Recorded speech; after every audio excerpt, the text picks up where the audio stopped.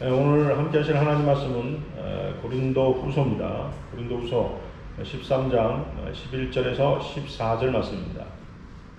고린도 후서 13장 11절에서 14절 말씀입니다.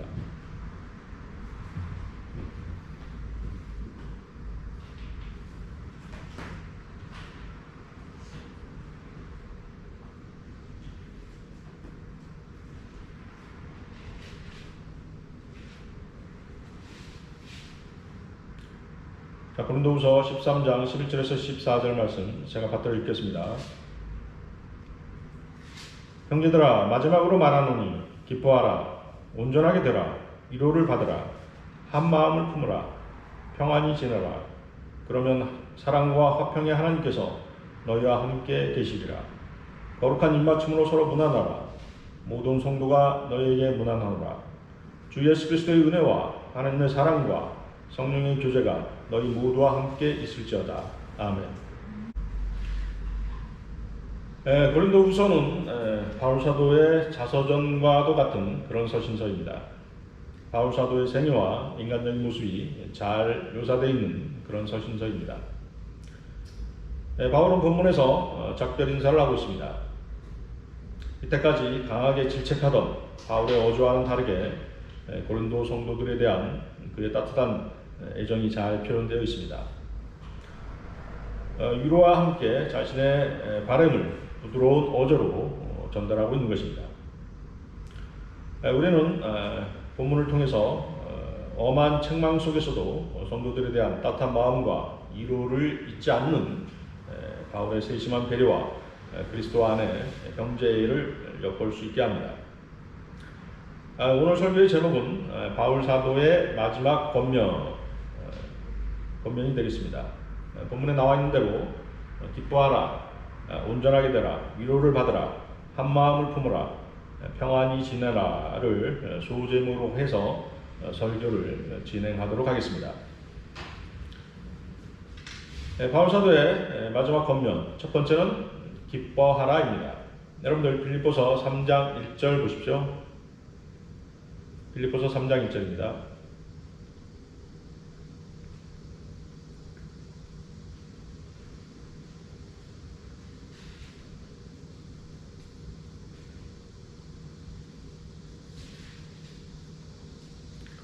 빌립보서 3장 1절 말씀. 끝으로 나의 형제들아, 주 안에서 기뻐하라. 너에게 같은 말을 쓰는 것이 내게도 지루하지 않을 뿐만 아니라 너희를 위해서도 안전하니라. 기쁨은 성령의 두 번째 열매입니다. 여러분들 성령의 열매 몇 가지가 있었죠? 9가지가 있었습니다. 갈라디아서 5장 22절 23절 나오죠? 자, 성령의 9가지 열매 무엇이 있었습니까? 사랑, 기쁨, 사랑, 기쁨. 기쁨이 두 번째죠? 화평, 오래 참음, 그렇죠? 그 다음 친절, 선함, 믿음, 온유, 절제. 성령의 9가지 열매 중에서 기쁨은 두 번째에 해당됩니다.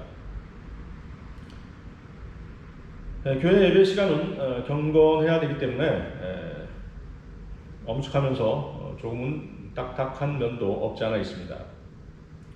설교 시간에 성도들을 계속 웃겨가면서 설교하는 그런 목사도 있습니다. 그러나 목사는 만담가가 아닙니다. 목사가 개그맨이 되어서는 안 되겠죠. 적절한 유머는 설교를 또 매끄럽게 하는데 도움이 되겠습니다만 처음부터 끝까지 만남가처럼 웃기게 하려는 목적으로 설교를 한다고 하는 것은 설교자의 자세가 아닌 것입니다. 그리스도인들은 어떻습니까? 경건한 삶을 강조하고 또 경건한 삶에 지치다 보니까 스트레스가 쌓일 수밖에 없죠.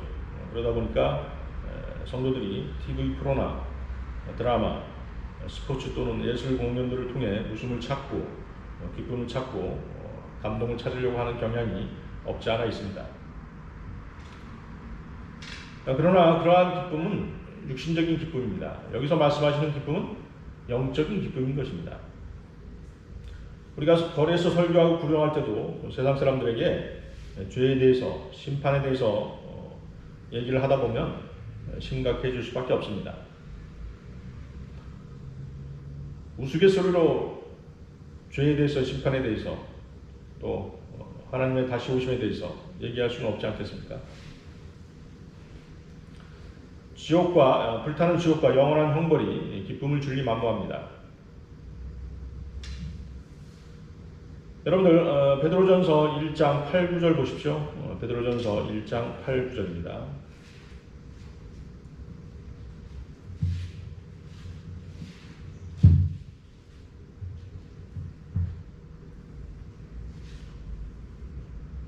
베드로전서 1장 8, 9절 말씀.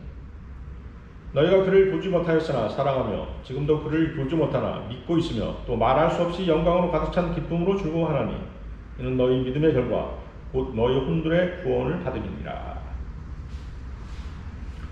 자, 우리는 주 예수 그리스도를 한 번도 뵙지 못했습니다. 그런데도 우리는 주님을 사랑합니다. 그리고 주님이 다시 오시기를 기대하고 있습니다.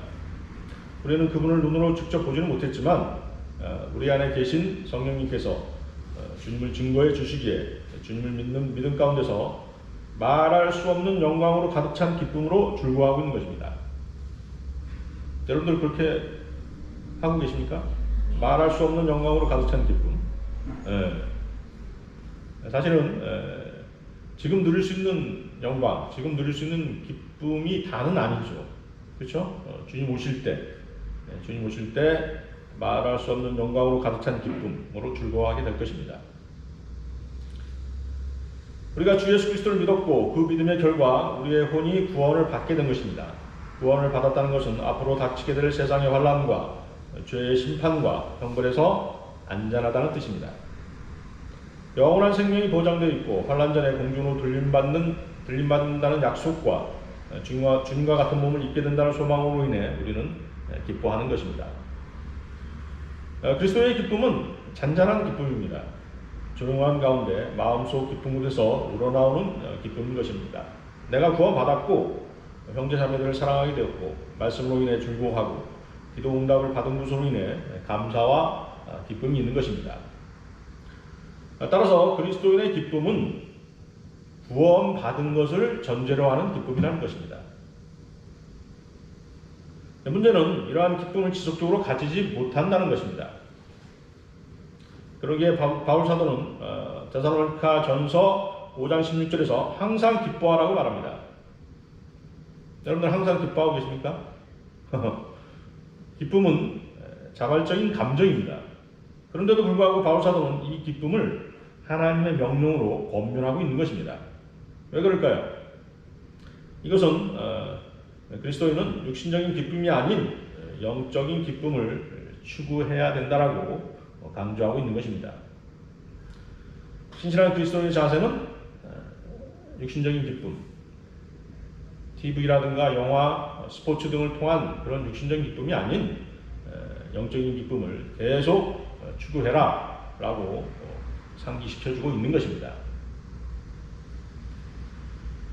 구원의 확신이 있는 사람은 주님께서 다시 오실 때 칭찬과 존귀와 영광을 받게 되리라는 것을 잘 알고 있습니다. 이것을 알고 또 믿고 있기 때문에 그리스도인은 지금 말할 수 없는 영광으로 가득한 기쁨으로 즐거워하고 있는 것입니다. 즐거워할 수 있는 것입니다. 세상 죄인들은 이러한 소망의 기쁨을 전혀 알 수가 없습니다. 이해하지도 못합니다. 그들은 어떤 그리스도인이 분명 고난 가운데 있는 것을 아는데 그런데도 그가 평안한 가운데 기뻐하는 것을 보면 의아하게 생각합니다. 미쳤다고 여기기도 합니다. 그러나 그리스도인들은 그들이 어떻게 생각하든지 간에 말할 수 없이 영광으로 가득한 기쁨으로 즐거워할 수밖에 없습니다. 그것은 소망이 있기 때문입니다. 구원을 받아서 하늘의 모든 것을 상속받기로 되어 있는 하나님의 자녀이기 때문입니다. 어떠한 고난도 하나님께서 함께 하신다는 믿음이 있기에 소망 가운데 기뻐하는 것입니다. 고난 뒤에 받을 면류관, 왕같은 제사장으로서 주님과 함께 다스린다는 소망, 또 주님과 같은 몸을 입게 된다는 그러한 기쁨, 그것을 세상 사람들은 결코 이해할 수 없는 것입니다. 알 수도 없는 것입니다. 자, 바울 사도는 자신이 기뻐하라는 말을 계속 반복하고 있지만 성도들에게 이렇게 하는 것이 자신에게는 전혀 지루하지 않다고 말합니다. 사실 기쁨이 있는 곳에는 불평이나 원망이 있을 수 없습니다. 주님께서 다시 오신다는 복된 소망의 기쁨은 모든 고난과 역경과 시험을 극복할 수 있기 때문입니다. 기쁨과 감사가 있는 곳에는 싸움이나 다툼, 시기, 배교가 끼어들 수가 없는 것입니다. 느헤미야서 8장 10절은 이렇게 말씀합니다. 주를 기뻐함이 너희의 힘이기 때문이라. 자, 주를 기뻐함이 너희의 힘이기 때문이라. 자, 이 말씀은 두 가지 의미를 포함하고 있습니다. 첫째는 주님의 다시 오심. 그렇죠? 주님의 다시 오심으로써 우리는 말할 수 없는 영광, 말할 수 없는 영광을 받을 수가 있는 것입니다. 또 주님의 능력을 얘기합니다. 주를 기뻐하는 나의 힘이기 때문이라. 주님의 다시 오심, 주님의 능력. 우리가 우리 힘으로 무엇인가를 하려고 하면 반드시 실패하게 되어 있습니다. 주님의 능력으로 무엇을 하게 되면 우리는 기쁨을 느낄 수 있는 것입니다. 자신의 힘으로 무엇을 한다는 것은 그것은 무엇입니까? 자기 의지죠. 얼마 못 가는 것입니다. 막 열심히 하다가 제풀에 꺾여서 넘어지게 되어 있습니다. 하나님께서는 우리 힘으로 하는 어떤 것이든 받으시지 않으십니다. 주님께서 주신 능력으로 했을 때 그것만을 받으시는 것입니다. 여러분들이 구원받을 때 여러분의 능력으로 구원받으셨습니까? 아니지 않습니까? 주님의 의로 구원을 받은 것입니다. 마찬가지입니다. 우리가 신앙생활 하는 것도 주님의 능력으로 하는 것이지 자기 힘으로 하는 것이 결코 아닙니다. 자기 힘으로 하게 되면 기쁨이 있을 수가 없는 것입니다. 잠시 기뻐할 수 있겠죠. 그렇죠? 그렇지만 곧 넘어지고 마는 것입니다. 바울 사도의 마지막 권면 두 번째는 온전하게 되라입니다. 여러분들 고린도후서 13장 9절 보십시오. 고린도후서 13장 9절입니다.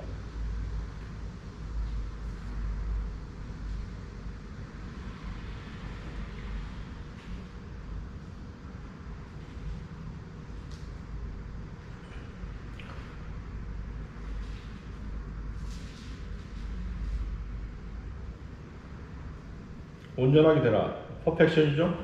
고린도후서 13장 9절. 우리가 약할 때 너희의 강한 것을 기뻐하노라. 이것은 또한 너희의 온전함을 위하여 우리가 기도하는 바라. 바울 사도는 자신이 약할 때 주님의 능력이 더 강하게 임하고 자신의 능력이 아닌 주님의 능력을 사용할 수 있음을 계속해서 체험한 그런 사람입니다. 바울은 자신들이 약했을 때 임하시는 하나님의 강한 능력을 고린도 교회에 공급해서 그들이 강해졌음을 기뻐하고 있는 것입니다. 또한 사도는 하나님의 주신 능력으로 온전케 되기를 바라고 있는 것입니다. 고린도후서 13장 9절은 교회 안에 직분을 주시는 여러 이유들 중 하나입니다. 자, 여러분들 에베소서도 보십시오. 에베소서 4장 11, 13절입니다. 에베소서 4장 11, 13절.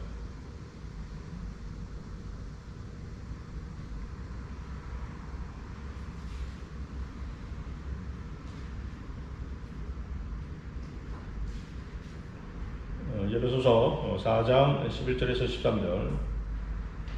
그가 어떤 사람들은 사도로, 어떤 사람들은 선지자로, 어떤 사람들은 복음 전도자로, 어떤 사람들은 목사와 교사로 주셨으니 이는 성도들을 온전케 하며 섬기는 일을 하게 하고 그리스도의 몸을 세우게 하여 우리 모두가 믿음의 하나됨과 하나님의 아들을 아는 지식의 하나됨에 도달하게 하고 온전한 사람이 되어 그리스도의 충만하심의 장성한 분량에까지 이르게 하려 하십니다. 그렇죠? 거기 성도들을 온전케 하고 온전한 사람이 되어 라고 말씀하십니다.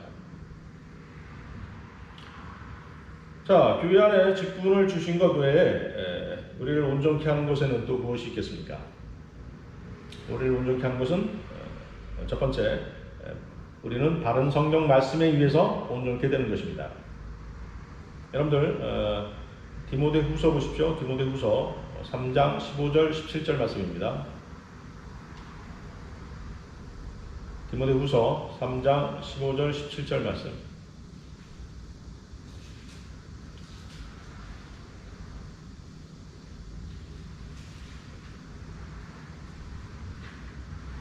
자, 디모데후서 3장 15절 17절 말씀. 또 어릴 때부터 내가 성경을 알았으니 그 성경은 너로 그리스도 예수 안에 있는 믿음으로 인하여 구원에 이르도록 지혜롭게 할 수 있느니라. 모든 성경은 하나님의 영감으로 주어진 것으로 교리와 책망과 바로잡음과 의로 훈육하게 유익하니 이는 하나님의 사람이 온전하게 되며 모든 선한 일에 철저히 구비되게 하려 함이니라. 자, 여기서 나오는 성경, 이 성경은 디모데를 양육시킨 바로 그 성경입니다. 그런데 이때는 어떻습니까? 신약 성경이 아직 완성되기 전이었기 때문에 구약 성경을 말씀하시는 것입니다. 하나님께서 영감으로 주어진 성경, 하나님께서 호흡을 불어넣으신 성경이라는 것은 지금은 사라져버린 읽을 수 없는 최초의 원본이라고 주장하는 사람들이 있습니다. 그러나 디모데가 살았던 시대나 바울이 살았던 시대나 그 누구도 최초의 원본을 읽을 수 없었습니다. 왜냐하면 최초의 원본은 모두 소실되어서 사라져버렸기 때문입니다. 그 당시 가지고 있던 성경은 복사본들을 복사한 것들입니다. 또는 복사본을 번역한 것들입니다. 성경에서 말하는 그 성경은 잃어버린 최초의 원본을 말하는 것이 결코 아닙니다. 아직도 최초의 원본만을 유일한 하나님께서 영감으로 기록한 성경이라고 주장하는 사람들이 있다면 그들은 항상 배우나 결코 진리의 지식에 이를 수 없는 사람들입니다. 디모데의 어머니는 디모데를 성경으로 양육시켰습니다. 잃어버린 최초의 원본을 복사한 복사본, 그 복사본을 또 복사한 복사본으로 하나님께서 섭리로 보존하신 하나님의 말씀으로 받아들여서 디모데를 양육한 것입니다. 자, 여러분들 여기 잡고 누가복음 한번 보십시오. 디모데후서 3장 15, 17절 잡고 누가복음 4장 16절에서 21절 한번 보십시오. 누가복음 4장 16절에서 21절.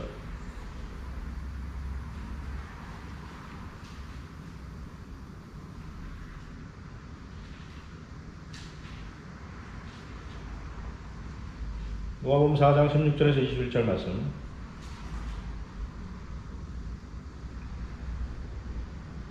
주께서 자라나신 나사렛에 오셔서 자신의 관례에 따라 안식일에 회당에 들어가서 성경을 읽으려고 서시더라. 선지자 이사야의 책을 드리니 그 책을 펴시고 이같이 기록된 부분을 찾으시더라. 주의 영이 내게 임하시니 이는 가난한 자들에게 복음을 전하게 하시려고 내게 기름을 부으심이라. 그가 나를 보내셨으니 이는 마음이 상한 자를 치유케 하시며 포로들에게 구원을 선포하고 눈먼 자를 보게 하고 짓밟힌 자들을 해방시켜주고 주의 기뻐 받으시는 해를 전파하게 하심이라고 하시고 책을 덮으신 후 그것을 맡은 자에게 다시 주고 앉으시니 회당에 있는 모든 사람의 눈이 그에게로 주목되더라. 주께서 그들에게 말씀하기 시작하시어 이 성경이 오늘날 너희에게 이루어졌느니라고 하시니.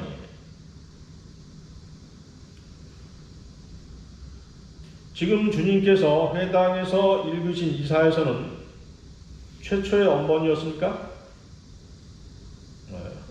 아닙니다. 복사본이었습니다. 그렇죠? 그러나 주님은 그 성경을 하나님의 말씀으로 인용하셨습니다.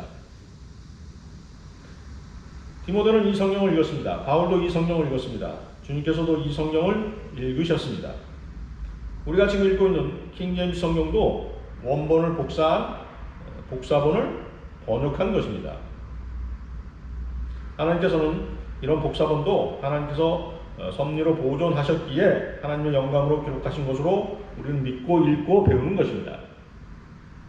성경 번역자에 따라 오류가 좀 있을 수 있고 잘못 번역된 부분이 있을지라도 그런 부분은 우리가 찾아내어 수정해 가면서 읽으면 되는 것입니다.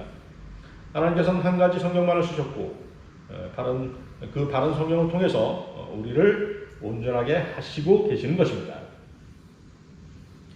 자, 디모데후서 3장 15절을 보십시오. 디모데후서 3장 15절을 다시 보십시오. 그 성령은 너로 그리스도 예수 안에 있는 믿음으로 인하여 구원에 이르도록 지혜롭게 할 수 있느니라. 자, 성령은 우리를 세워주고 거듭나게 해줄 수 있습니다. 강건하게 해줄 수 있고 경고를 하기도 하고 위로해 주기도 하고 권면을 하기도 합니다. 성령은 생명을 주신 분 예수 그리스도를 증거합니다. 주님이 모든 사람에게 생명을 주시기 때문입니다. 하나님께서는 바로 그 성령에 생명을 불어 넣으신 것입니다.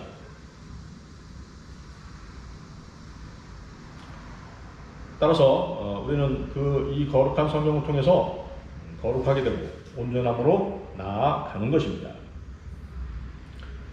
자, 성도들이 온전해지는 방법 두 번째는 뭘까요? 그리스도인들은 고난을 통해서 온전해지는 것입니다. 여러분들 베드로전서 5장 8절에서 10절 보십시오. 성령을 통해서 온전해지고 바른 성령을 통해서 온전해지고 또 고난을 통해서 온전해지는 것입니다. 베드로전서 5장 8절에서 10절 말씀입니다.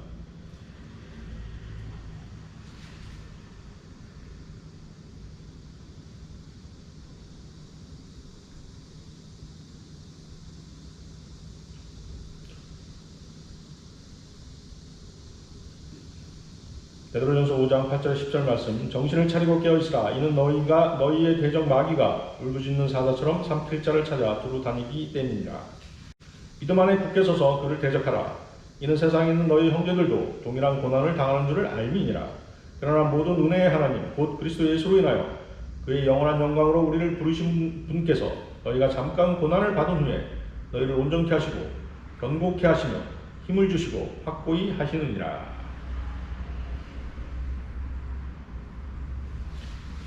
자, 그리스도인들 가운데에는 구원받은 사람은 마귀가 얼씬도 못하고 감히 범접하지 못한다고 생각하는 사람이 있는데 그것은 잘못된 생각입니다. 구원받은 그리스도인들도 마귀가 들릴 수 있고 마귀에게 점유당해서 마귀의 하수인 역할도 할 수 있는 것입니다. 목사들 가운데도 마찬가지입니다. 목사들 가운데 마귀에 점유당한 사람도 있습니다. 왜 그렇게 됐을까요? 그것은 자신의 육신의 더러운 욕망을 채우려고 하다 보니 마귀에게 의지를 내어준 그런 결과인 것입니다.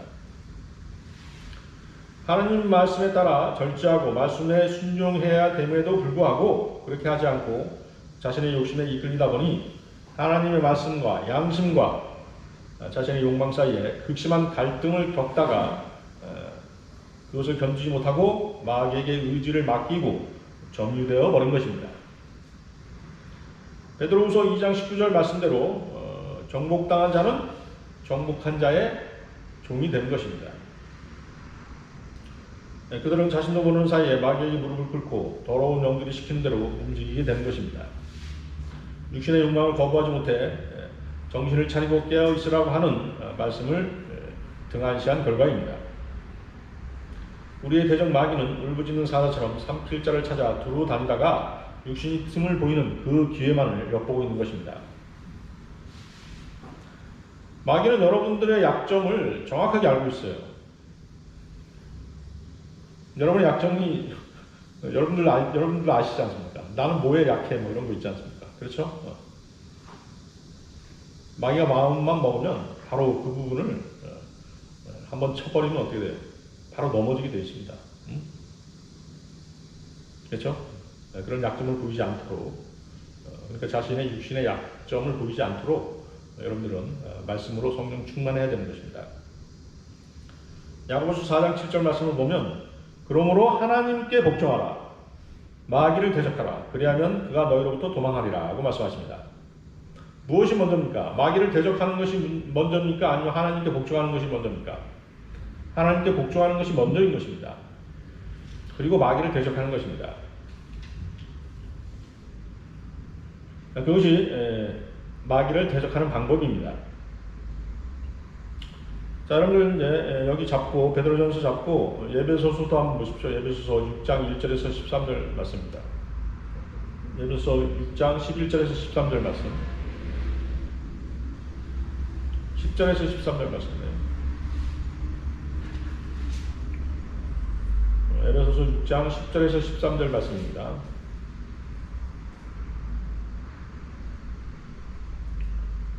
끝으로 나의 형제들아, 주 안에서와 그의 힘의 능력 안에서 강건하라. 너희는 마귀의 술책에 대항하여 설 수 있도록 하나님의 전신갑옷을 입으라. 이는 우리의 싸움이 혈과 육에 대항하는 것이 아니라 정사들과 권세들과 이 세상 어두움의 주관자들과 높은 곳들에 있는 영적 악에 대항하는 것이기 때문이라.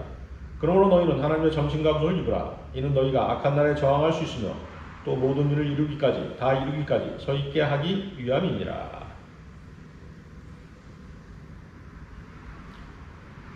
자, 우리는 마귀와 눈에 보이지 않는 치열한 영적 전쟁을 치러야 합니다. 가정에서와 교회에서 그런 영적 전쟁이 있는 것입니다. 가정을 예를 들어보면, 이제 부부 가운데 한 사람이 구원을 받지 못했다고 한다면, 구원받지 못한 사람을 통해서 계속해서 그리스도인을 괴롭히는 것입니다. 그렇죠? 여러분들이 뭐 겪어봐서 아실 것이에요. 그러니까 부부 중에 한 사람이 구원받지 못하면 계속 영적 전쟁이 있어요. 갈등이 있는 것입니다. 특히 이제 두 사람이 구원받았어도 마찬가지예요. 부부가 둘이 구원을 받았는데 약한 부분을 또 계속 노리는 것입니다. 자매 쪽이 약하죠. 항상 여자를 먼저 공격하게 돼 있지 않습니까? 자매를 통해서 또 그 가정을 계속 파괴시키는 것입니다. 그러니까 마귀의 계책을 여러분들이 알고 있으면 가정을 지킬 수가 있는데, 그렇지 못하면 어떻게 돼요? 그 자매를 통해서, 여자를 통해서 그 가정을 파괴시키는 그런 공작을 뭐 수년에 걸쳐서 계속 하게 됩니다. 그러면서 결국 어떻게 돼요? 형제까지도 넘어지게 되는 것이죠. 그런 일들이 비일비재합니다. 그래서 그런 영적 전쟁에 대해서 전혀 알지 못하게 되면 속절없이 당할 수밖에 없는 것입니다. 교회는 말할 것도 없죠. 우리 교회도 영적 전쟁을 치르고 이쪽으로 선별돼서 나왔지 않습니까? 그렇죠? 그 공격하는 방법이 아주 뭐 젠틀하다든가 결코 그렇지 않아요. 생각해보면 어떻습니까? 어처구니 없는 방법들을 사용하지 않습니까? 말도 안 되는 방법들, 치사한 방법을 사용하는 것입니다. 자, 그렇다고 해서 우리가 그리스도인으로서 치르도록 되어 있는 한계 이상의 영적 전쟁으로 그 전선을 확대시킬 필요는 없습니다. 사실은. 그러니까 무슨 얘기냐면 마귀를 뭐 두려워해서 뒤로 물러서라 뭐 그런 얘기는 아닙니다. 우리가 하나님께서 권세들로 내세운 그 존재들로 마귀의 공격을 마귀들을 인정하되 하나님께 먼저 순종하고 하나님의 말씀으로 강력하게 대응하라는 것입니다. 우리가 우리의 의지를 주님께 굴복하면 주님께서는 우리를 의의 병기로 사용하실 것이고 마귀는 우리에게서 더 유익을 취하지 못하고 물러가게 될 것입니다. 그것이 바로 영적 전쟁에서 우리가 승리하는 방법인 것입니다. 여기 베드로전서 5장 9절 뭐라고 되어 있습니까? 믿음 안에 굳게 서서 그를 대적하라. 이는 세상에 있는 너희 형제들도 동일한 고난을 당하는 줄 알미니라. 믿음 안에 굳게 선다는 것은 에베소서 6장 10절에 주 안에서와 그의 힘의 능력 안에서 강건하라는 말씀과 동일합니다. 또 디모데후서 2장 1절은 내 아들아 그러므로 너는 그리스도 예수 안에 있는 은혜 가운데서 강건하라고 말씀합니다. 마귀를 대적하되 자신의 능력으로 하지 말고 주님의 능력과 은혜 안에서 하라는 명령입니다. 이것은 자신의 능력으로 자신의 힘으로 마귀를 대적하려고 시도하다가는 그 결말은 패배로 끝날 것이기 때문입니다. 자, 마귀를 대적하는 것이 믿음 안에서 굳건히 서서 싸워야 하고 주 예수 그리스도 안에서 그분의 힘의 능력 안에서 강건해야 되며 또 그분의 은혜 가운데서 강건해야 하는 것이라면 마귀를 대적한다는 것은 굉장히 큰 고난임을 우리로 알 수 있게 하는 것입니다. 결국 무엇입니까? 자신의 힘으로는 그 영적 전쟁에서 승리할 수 없다는 것입니다. 오직 주님의 능력만이 영적 전쟁에서 우리를 구해낼 수 있는 것입니다. 바울은 디모데후서 2장 3절에서 예수 그리스도의 훌륭한 군사로서 고난을 견뎌내라고 말씀합니다. 마귀와 대적하는 이 영적 전쟁이 임하는 군사는 자기를 군사로 뽑아준 주님을 기쁘시게 하는 데 온통 마음이 쏠려 있을 뿐 세상 일들에는 얽매이지 않는다고 말씀하고 있는 것입니다. 또 바울은 이기려고 애쓰는 사람이 주식대로 하지 아니하면 멸류관을 얻지 못하리라고 디모데후서 2장 5절에서 충고합니다. 자, 영적 전쟁에서 그리스도인들이 지켜야 할 규칙이 있다는 말씀입니다.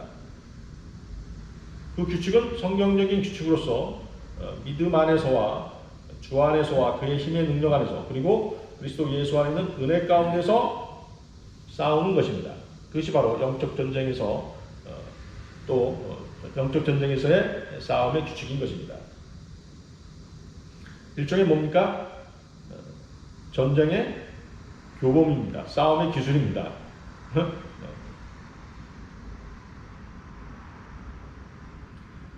믿음 안에 굳게 서서 마귀를 대적하려면 동일한 고난을 당했던 그리고 당하고 있는 형제 자매들의 분투를 기억해야 됩니다. 그러나 무엇보다도 우리를 위해 고난 당하신 예수 그리스도를 생각해야 됩니다. 우리가 믿음 안에서 마귀를 대적하려면 예수 그리스도께서 걸어가셨던 그 고난의 길을 걸어갈 각오가 되어 있어야 하는 것입니다. 자, 주님은 어떻습니까? 베드로처럼 가장 신뢰했던 제자에게 3번씩이나 부인당하셨습니다. 유다 이스카리ot에게는 은 30개에 팔리셨고 빌라도 총독 앞으로 끌려가는 수모도 당해야 하셨습니다. 가시관을 쓰고 십자가에 결국에는 못 박히셔야 했습니다. 이런 것들에 맞서 싸울 각오가 되어 있다면 우리는 믿음 안에 굳게 서서 마귀를 대적할 수 있는 자질을 충분히 갖춘 성경대로 믿는 그리스도인이라고 할 수 있을 것입니다. 다시 10절 보십시오. 그러나 모든 은혜의 하나님 곧 그리스도 예수로 인하여 그의 영원한 영광으로 우리를 부르신 분께서 너희가 잠깐 고난을 받은 후에 너희를 온전케 하시고 견고케 하시고 힘을 주시고 확고히 하시느니라. 그리스도인들이 마귀와 대적해서 영적 전쟁을 통해서 고난을 당하더라도 그 고난은 잠깐이고 그 잠깐의 고난이 지난 뒤에 주님께서는 우리를 온전케 하시고 견고케 하시고 힘을 주시고 확고히 하신다고 약속하십니다. 말하자면 성숙한 그리스도인이 되게 하신다는 말씀입니다. 이것은 그리스도인으로서의 특권입니다. 이것이 우리가 그리스도인으로 거듭난 사람이기 때문이고 하나님이 자녀이기 때문에 주 예수 그리스도 안에서 이러한 특권을 누릴 수가 있는 것입니다. 이것이 바로 하나님의 참된 은혜인 것이며 우리가 온전케 되는 방법인 것입니다. 그리스도는 결코 저절로 시간이 흘러서 온전케 되는 것이 아니라는 것입니다. 자, 바울 사도의 마지막 권면 세 번째는 위로를 받으라입니다. 여러분들 고린도후서 1장 3절에서 7절 말씀 보십시오.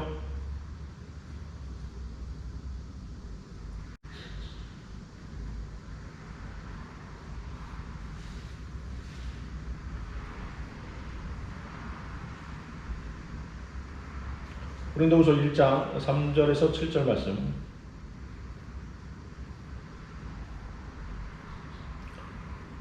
하나님을 송축하리로다. 그는 우리 주 예수 그리스도의 아버지시오 자비의 아버지시오 모든 위로의 하나님이시며 우리의 모든 환난 가운데서 우리를 위로하시는 분이시라. 그러므로 우리 자신이 하나님께 받은 위로로서 어떠한 고난 중에 있는 사람들도 위로할 수 있는 것이라. 이는 그리스도의 고난이 우리에게 넘친 것 같이 우리의 위로도 그리스도로 말미암아 넘치기 때문이라. 우리가 고난을 당하여도 너희의 위로와 구원을 위함이니 그것들은 또한 우리가 겪는 동일한 고난을 잘 견딜 수 있게 해주며 우리가 위로를 받는 것도 너희의 위로와 구원을 위한 것이라. 너희에 대한 우리의 소망이 확고함은 너희가 고난에 참여하는 자가 된 것 같이 너희가 또한 위로에도 그러한 줄 우리가 알미라. 그리스도인은 고난으로 연단되며 고난이 없으면 온전하게 될 수 없다고 말씀드렸습니다. 위로 역시 고난이 있어야 받을 수 있는 것입니다. 고난 없는 위로는 있을 수 없습니다. 주님은 자비의 아버지시오 모든 위로의 하나님이라고 말씀합니다. 그리스도인들은 어떤 위치에 있든 여러 고난들로 인해 하나님의 자비와 하나님의 위로가 필요합니다. 하나님께서 고난에 처한 사람들을 위로하시는 이유는 다른 사람들이 고난에 처할 때 그들을 위로할 수 있게 하는 데 그 목적이 있습니다. 그리스도인은 그들을 위로할 때 하나님께서 자신에게 주신 그 위로를 사용할 수 있는 것입니다. 자, 본문 4절 보십시오. 우리의 모든 환난 가운데서와 어떠한 고난 중에 있는 사람들이라고 말씀합니다. 여러분이 지극히 정상적인 그리스도인이라면 정도의 차이는 있지만 하나님께서는 여러분에게 반드시 고난을 보내시는 것입니다. 주님은 그 고난을 통해서 자신이 겪은 것과 동일한 고난에 처한 다른 형제자매들을 섬길 수 있게 하시는 것입니다. 만약 여러분에게 고난이 없다면 누군가를 섬기는 것도 무척이나 힘든 것입니다. 고난을 겪지 않고 누구를 섬긴다라고 한다면 힘들어서 섬길 수 없는 것입니다. 아까도 얘기했지만 자신의 의로, 자신의 힘으로 섬기려고 한다면 힘들어서 못하는 것입니다. 제풀에 다시 넘어지고 마는 것이죠. 섬김은 고난을 바탕으로 하고 있는 것입니다. 그러고 보면 우리의 위로, 우리가 받는 위로, 섬김, 온전케 되는 일, 면류관을 받는 일 등 그리스도인의 모든 신앙생활은 고난이 바탕이 되어야지만이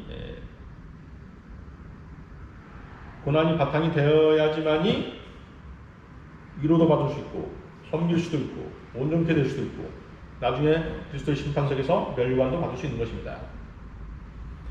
자, 우리는 위로 받은 만큼 위로를 할 수 있습니다. 그리스도는 하나님께서 베풀어 주신 만큼 베풀 수 있는 것입니다. 5절 보십시오. 이는 그리스도의 고난이 우리에게 넘친 것 같이 우리의 위로도 그리스도로 말미암아 넘치기 때문이라. 그리스도께서 이 땅에 계실 때 당한 고난들이 있고 또 바울 사도 역시 사역 중에 그리스도를 위해 겪은 많은 고난들이 있습니다. 그리스도께서 저주 받으셨듯이 바울도 저주를 받았고 그리스도께서 채찍에 맞으셨듯이 바울도 채찍에 맞았고 그리스도께서 감옥에 던져지셨듯이 바울도 감옥에 투옥되었습니다. 바울은 갈라디아서 6장 17절에서 이렇게 말합니다. 나는 내 몸에 주 예수 그리스도의 표를 지녔느니라. 주 예수의 표. 그 표는 물론 그리스도를 증거하다 생긴 고난의 상처들입니다. 어떤 사람이 그리스도를 위해 고난을 당하면 주님께서는 그가 그 고난에 걸맞는 위로와 위안으로 갚아주십니다. 그러나 위로를 넘치게 받기 위해서는 그리스도를 위해 고난도 넘치게 당해야 되는 것입니다. 고난과 하나님의 위로는 비례관계에 있습니다. 그러나 우리가 착각하지 말아야 될 것은 자신의 육신이나 욕망 때문에 받는 그런 고난들이 있습니다. 당연히 그런 고난들에 대해서는 하나님의 위로를 받을 수가 없는 것입니다. 오히려 책망을 받게 될 것입니다. 그리스도를 위한 고난이 아닌 자신의 육신의 욕망 때문에 고난을 당하고 있다면 그는 쓸데없는 육신의 일에 매여 있는 것입니다.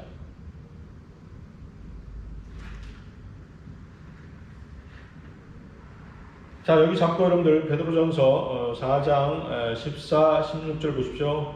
베드로전서 4장 14, 16절.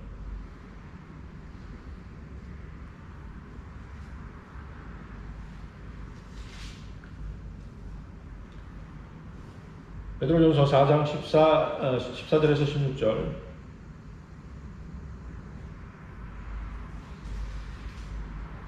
너희가 그리스도의 이름을 위하여 욕을 당하면 복이 있느니라. 이는 영광의 영, 곧 하나님의 영께서 너희 위에서 안식하고 계시기 때문이니라. 그들의 편에서는 그분께서 비방을 당하시나 너희의 편에서는 영광을 받으시느니라. 너희 중에 누구도 살인자나 도둑이나 행악자나 다른 사람들의 일에 간섭하는 자처럼 고난을 당하지 않게 하라. 그러나 만일 너희가 그리스도인으로서 고난을 당하면 부끄러워하지 말고 오히려 그 일로 인하여 하나님께 영광을 돌리라. 자, 우리가 밖으로 구령 나갔을 때 이런 일들을 많이 겪게 되죠. 뭐 대놓고 앞에서 욕하는 사람도 있지 않습니까? 그렇게 되면 어떻게 돼요? 우리가 지금 복을 받고 있는 것이죠. 예? 거기 그렇게 되어 있지 않습니까? 뭐라고 말씀하십니까? 그들의 편에서는 그분께서 비방을 당하시나 너희의 편에서는 영광을 받으시느니라. 아시겠습니까? 우리가 구령하고 설교할 때, 거리에서 설교할 때 우리를 비난하는 사람들, 그 사람들한테서는 비방을 당하시지만 우리를 통해서는 영광을 받으시는 것입니다.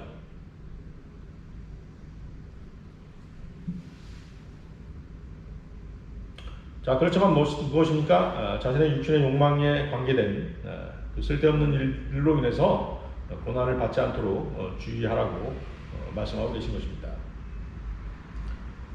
자신의 육신의 욕망 때문에 어려움에 처하게 된다면 그것은 부끄러워해야 될 일입니다. 그렇죠?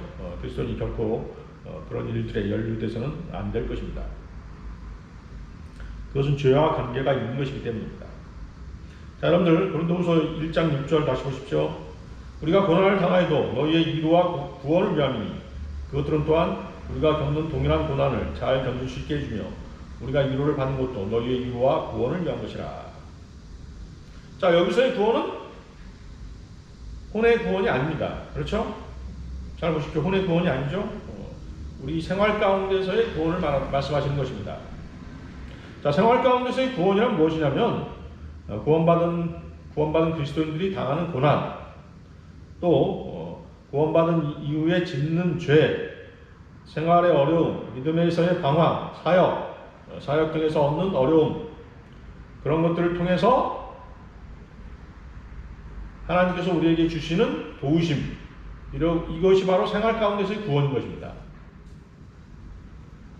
과거 여러분의 혼은 갈보리 십자가에서의 주님을 믿음으로써 구원을 받았습니다. 죄의 형벌로부터 구원을 받은 것입니다. 현재 그리스도인은 주님 안에서 성장하고 자신을 그리스도께 복종시키고 그의 옛사람을 죽은 것으로 여김에 따라 날마다 죄의 능력으로부터 구원을 받고 있는 중입니다. 그렇습니까?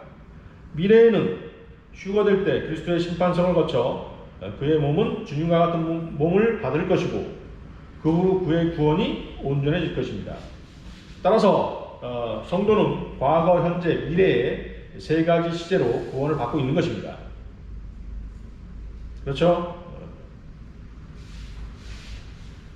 고린도후서 1장 6절에서 사도 바울이 말하는 바는 어떤 그리스도인이 고난을 당한다면 그것은 그가 겪는 동일한 고난을 다른 성도들도 견딜 수 있게 이루하게 함으로써 그가 생활 가운데서 구원받도록 하기 위함이라는 것입니다.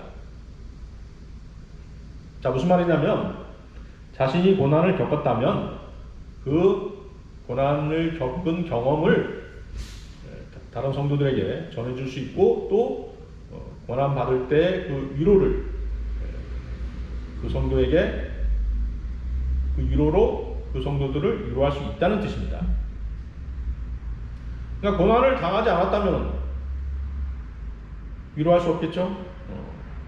고난 당했을 때 그것을 견디는 방법도 알려줄 수 없겠죠? 바울 사도는 고린도전서 11장 1절에서 내가 그리스도를 따르는 것처럼 너희는 나를 따르는 자가 되라 하고 말합니다. 이것은 단지 자신이 언급한 그리스도의 교리를 따르라고 언급한 것이 결코 아닙니다. 바울은 그리스도를 위해 고난 당하는 법, 그러한 고난 가운데서 위로를 얻는 법, 그런 것들에 대해서 그리스도의 모범이 되고자 했고 실제로 그는 고난의 모범 다방과도 같은 그런 사람이었던 것입니다. 그리스도인들의 소망은 그리스도를 위해 고난을 받을 때 그들이 또한 그리스도께 위로를 받을 것이라는 것입니다. 고난 없는 위로는 없는 것입니다. 우리가 주님을 제대로 알기를 원한다면, 주님께 더 가까이 가기를 원한다면 그 유일한 길은 오로지 한 가지인데 그것은 고난받는 것입니다. 아시겠습니까? 고난이 없이는 주님을 더 알 수 없는 것입니다. 주님께 더 가까이 갈 수 없는 것입니다. 우리가 한 가지 더 유념해야 될 것은 위로를 받는다는 것은 우리가 바르게 행할 때이지 죄를 짓고 불을 행하는 타락한 목사들을 따르거나 이단교들을 따를 때가 결코 아니라는 사실입니다. 이단교에 출석하는 사람들도 자신들을 박해하면 고난받는다고 얘기하지 않습니까? 그들이 받는 고난은 엉터리 고난입니다. 그들이 받는 위로는 엉터리 위로인 것입니다. 바울 사도의 마지막 권면 네 번째는 한 마음을 품으라입니다. 여러분들 빌립보서 보십시오. 빌립보서 2장입니다. 빌립보서 2장 5절입니다.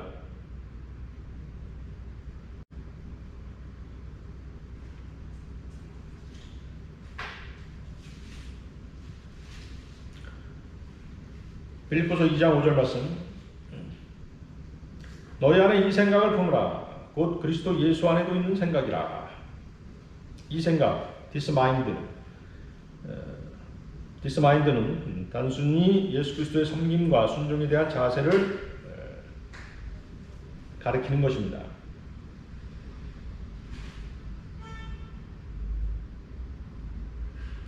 주님은 하나님 아버지에 대한 순종은 거기 그 빌립보서 2장 6절 8절에 잘 나타나 있습니다. 여러분 그 밑에 보십시오. 빌립보서 2장 6절 8절 말씀. 그는 하나님의 형체로 계심으로 하나님과 동등하게 되는 것을 타치라 생각지 아니하셨으니 오히려 자신의 영예를 버리고 종의 형체를 입으시어 사람들의 모습을 취하셨느니라. 그리하여 사람과 같은 모양으로 나타나셔서 자신을 낮추시고 죽음에까지 순종하셨으니 십자가의 죽음에까지라. 주님의 순종이 너무도 잘 나타나 있습니다. 어떤 사람이 구원을 받고 성령님께서 그 사람에 들어오시면 그는 그리스도와 동일한 생각을 갖게 된다고 말씀드렸습니다.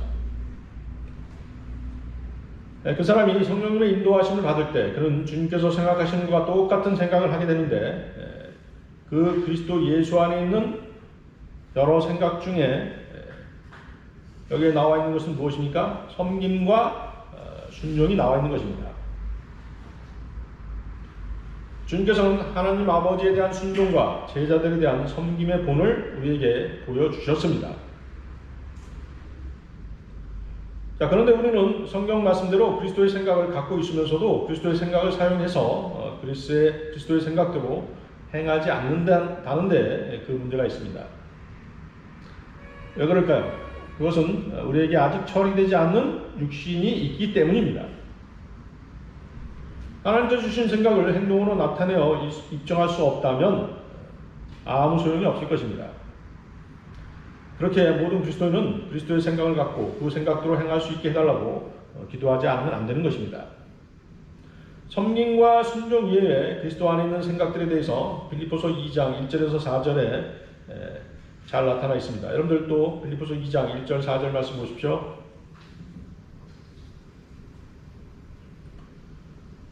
그러므로 그리스도 안에 있는 어떤 격려나 사랑의 위로나 성령의 교제나 인정이나 자비가 있다면 같은 생각이 되어 같은 사랑을 가지고 하나 되고 한 생각이 되어 너희는 나의 기쁨을 이루라. 어떤 일도 다툼이나 허영을 따라서 하지 말고 오직 생각의 겸손함으로 남을 자신들보다 존중하고 각자 자기 일만 돌보지 말고 남의 일도 돌아보라.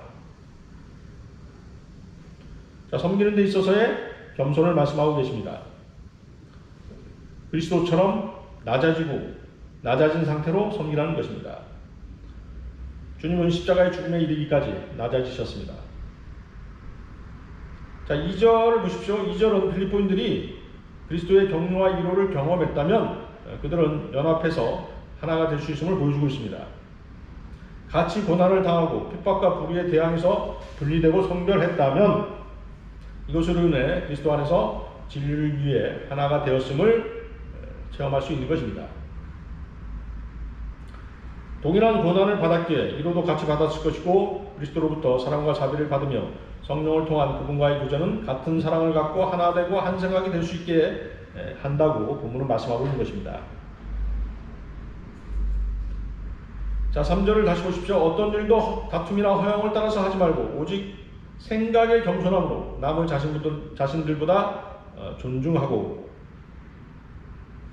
육신을 자랑하고 지성을 뽐내고 자신의 세상에서의 명예나 지위나 학벌을 자랑하며 교회가 나아가고 있는 방향을 막아서고 반대한다면 그간에 그와 같이 겪었던 고난은 무의미한 것이 되고 말 것입니다. 자, 2장 4절 각자 자기 일만 돌보지 말고 남의 일도 돌아보라. 겸손함으로 형제자매들을 섬기는 것이 바로 남의 일도 돌아보는 일입니다. 자신의 권리와 이익과 편의만을 생각하는 이기심이 믿음의 성장을 방해하는 것입니다. 그리스도인은 형제자매들의 고통과 아픔을 포용할 수 있는 관심과 배려, 사랑을 베풀 수 있는 그리스도의 생각을 가진 사람입니다. 책 있는 행동으로 이 생각을 입증할 수 있도록 노력해야 될 것입니다. 바울 사도의 마지막 권면, 5번째는 평안히 지내라입니다. 여러분들 로마서 12장 18절에서 21절 말씀 보십시오. 로마서 12장 18절에서 21절 말씀입니다.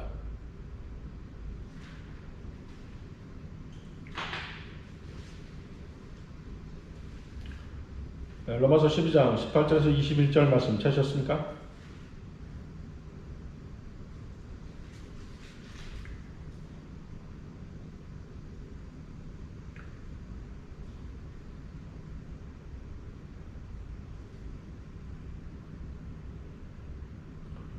가능한 한 너희 편에서는 모든 사람과 더불어 화목하게 지내라. 사랑하는 자들아, 너희 스스로 복수하지 말고 진노하심에 맡기라. 기록되었을 때 원수 갚는 것은 나의 일이니 내가 갚으리라 주가 말하노라고 하였느니라. 그러므로 내 원수가 줄이거든 먹이고 만일 그가 목마르거든 마실 것을 주라. 이렇게 함으로써 내가 그의 머리에 숯불을 쌓을 것이라. 악에게 지지 말고 손으로 악을 이기라. 자, 그리스도인은 진리를 위해서는 용감해야 됩니다. 우리는 하나님께서 우리에게 주신 영적 무기들을 사용해서 예수 그리스도와 하나님의 말씀을 위해 선한 싸움을 싸워야만 합니다. 가능하다면 모든 사람과 화목하게 지내는 것이 선한 싸움을 싸우는데 아무런 문제가 없게 할 것입니다.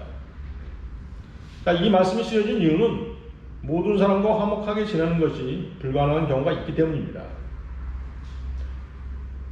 자신의 힘이 닿는 데까지 최선을 다해서 모든 사람들과 화목하게 지내되 그것이 어렵다면 기도를 통해서 성령님의 도우심을 구해야 됩니다.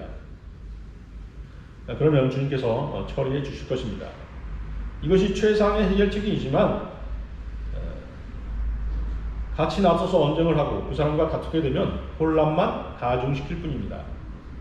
문제가 해소되지 않는 것입니다. 가능한 한 성경대로 믿는 사람은 모든 사람과 화목하게 지내기 위해 힘써야 합니다. 복음 전파와 진리의 말씀을 증거하다 보면 필연적으로 대적들이 생길 수밖에 없습니다. 그러나 불필요하게 많은 적들을 만들어서 쓸데없이 시간을 소모하게 되면 그것은 주님의 뜻이 아닌 것입니다. 19절 보십시오. 사랑하는 자들아, 너희 스스로 복수하지 말고 진노하심을 맡기라. 기록되었을 때 원수 갚는 것은 나의 일이니 내가 갚으리라 주가 말하노라고 하였느니라. 이 말씀은 신명기 32장 35절하고 어울리는데요. 신명기 32장 35절 말씀은 복수와 보응이 내게 속해 있으니 그들의 발은 정해진 때에 실족하리라. 그들의 재앙의 날이 가까우니 그들에게 임할 일들이 속히 되리라. 아무런 잘못도 하지 않았는데 그리스도인들을 괴롭히고 못살게 구는 자들에 대한 복수를 하나님의 진노하심에 맡길 수 있다는 것, 그건 역시 그리스도인들의 특권인 것입니다. 우리 스스로 문제를 해결하려고 섣불리 여러 세상적인 방법, 육신적인 방법을 동원하게 되면 반드시 실패할 수밖에 없습니다. 하나님께서는 주님께 모든 것을 맡길 원하십니다. 아까도 말씀드렸다시피 우리가 구원받을 때 우리의 힘으로 구원받는 것이 아니지 않습니까? 주님의 의롭다함을 얻었습니다. 구원받은 이후의 신앙생활은 한마디로 말하면 주님께 맡기는 훈련의 연속입니다. 그것이 자신의 십자가를 지는 것입니다. 자신의 자아를 죽이는 것입니다. 그랬을 때 주님께 맡길 수 있는 것입니다. 교회에서 일도 마찬가지죠. 기도하시고 주님의 능력으로, 주님의 힘으로 하려고 해야지만이 그 일이 쉬워지는 것입니다. 우리가 밖에 나가서 구령하고 설교하는 것도 마찬가지입니다. 자신의 힘으로 하려고 하다 보면 얼마 못 가는 것입니다.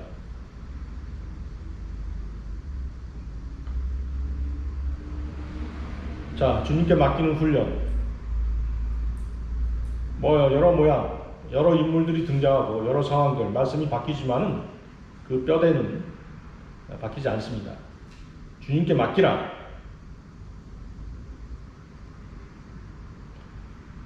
자, 몇 번 말씀드렸습니다만 자동차를 엔진의 힘으로 가는 것이지 자기 힘으로 밀어서 가는 게 아니지 않습니까? 이솝우화에도 나오죠? 아버지와 아들이 나귀를 팔러 가지 않습니까? 근데 사람들이 뭐라고 해요? 아니, 나귀를 타고 가지 왜 끌고 가느냐라고 얘기하죠. 어? 그게 맞는 말이죠, 그죠? 근데 이제 나귀를 타고 가니까 사람들이 뭐라고 그래요? 아니, 동물을 그렇게 혹사하냐? 또 이렇게 얘기하죠. 그러니까 이제 누가 타고 가요? 아들이 타고 가죠? 아들이 타고 가니까 또 뭐라고 그래요? 아니, 장유유서도 없느냐? 늙은 아버지 놔두고 아들이 타고 가느냐? 그러니까 바꿔서 타고 가죠? 아버지가 타고 이제 아들이 끌고 갑니다. 그러니까 또 이제 또 욕을 하죠. 그죠? 어린 아들 놔두고, 어린 아들 생각해서 아들을 태워야지 왜 아버지가 타고 가느냐? 그러니까 이러지도 저러지도 못하니까 어떻게 돼요? 나중에 어떻게 됩니까? 나귀를 둘이 어떻게 돼요? 메고 가죠? 메고 갑니다. 자, 이 말의 요지는 뭐냐면 여러분의 힘으로 하려고 하면 안 된다는 것이에요. 항상 주님께 맡길 수 있는 믿음, 그것이 중요합니다. 주님께 맡길 수 있다면 여러분들은 성숙한 그리스도인이 된 것입니다. 온전케 된 것입니다. 자, 20절 보십시오. 그러므로 내 원수가 줄이거든 먹이고 만일 그가 목마르거든 마실 것 주시라. 그렇게 함으로써 내가 그의 머리에 숯불을 쌓을 것이라. 자, 이 말씀은 잠언 25장 21절 22절을 인용한 것입니다. 잠언 25장 21절 22절 말씀은 내 원수가 굶주리거든 먹을 음식을 주고 그가 목말라거든 마실 물을 주라. 이는 내가 그의 머리에 숯불을 쌓는 것이니 주께서 내게 보상하시리라.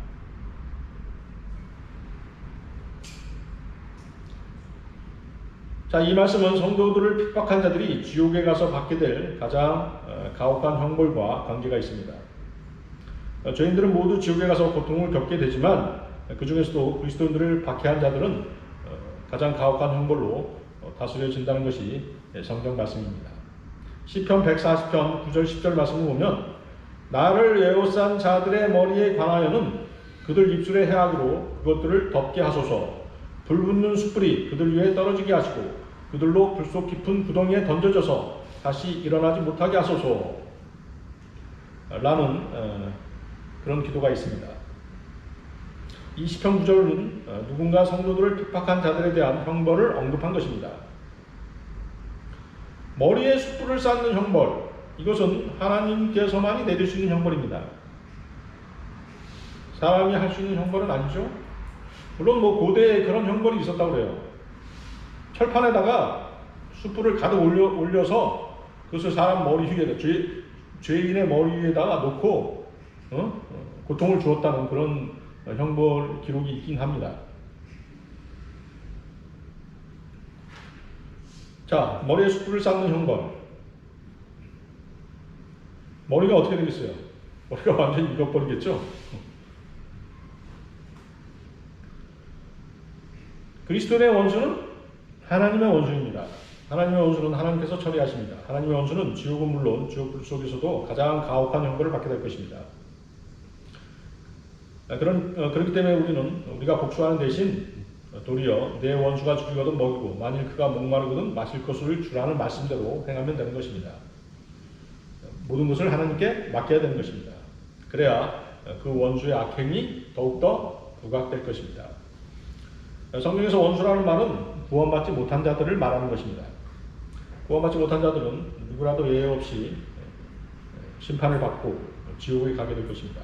우리가 구원받지 못한 자들에게 복음을 전하고 그리스도를 증거하며 선을 행하였는데도 불구하고 그들이 우리를 못 살게 둔다면 그들은 그만큼 더 자신들의 저주를 계속 쌓아가고 있는 것입니다.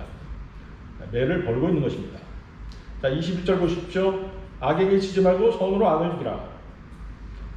그리스도인들이든 구원받지 못한 죄인들이든 그들이 잘못을 저지르고 그 잘못된 것들이 눈앞에 보이면 볼수록 우리는 선으로 그에게 대응해야 되는 것입니다. 그래야 우리는 악을 이기고 원수를 무찌를 수 있는 것입니다. 눈앞에서 악이 자행되면 될수록 우리는 반대로 선을 행하는 것이 악에게 지지 않는 유일한 방법인 것입니다. 자, 오늘 설교의 결론입니다. 권면을 잘 받아들이는 그리스도인들의 몇 가지 성경적인 특성이 있습니다.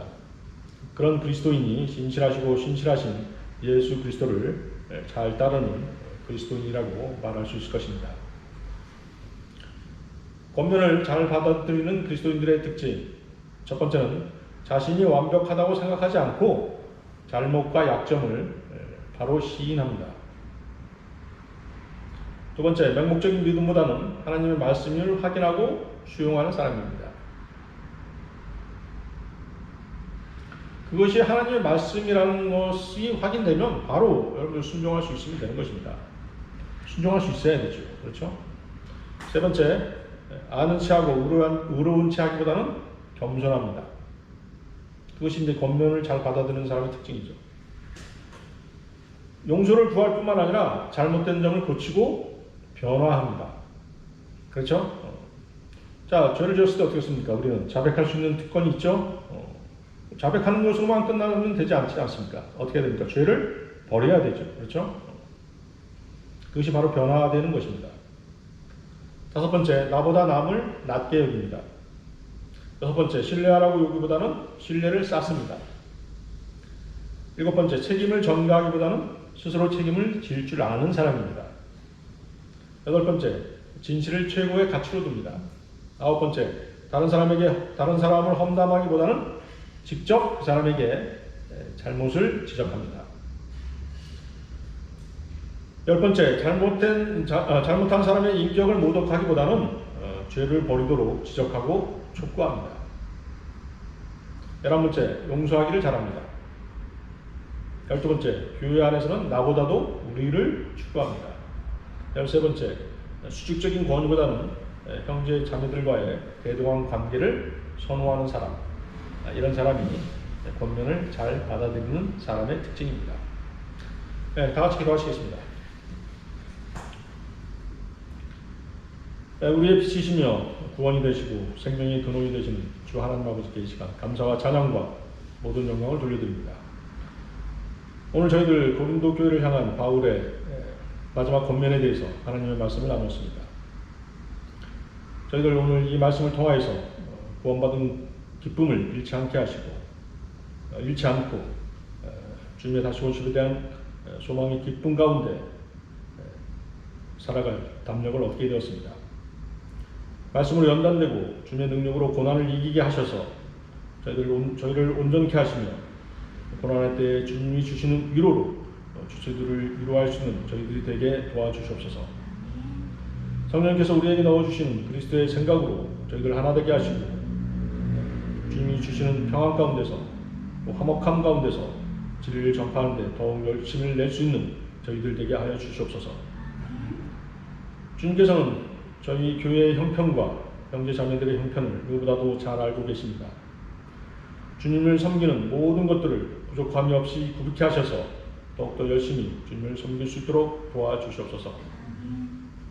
그로 인한 모든 영광 주님으로 받아주시옵소서. 이 모든 기도 곧 다시 오셔서 우리를 부르실 주 예수 그리스도의 이름으로 기도드렸습니다.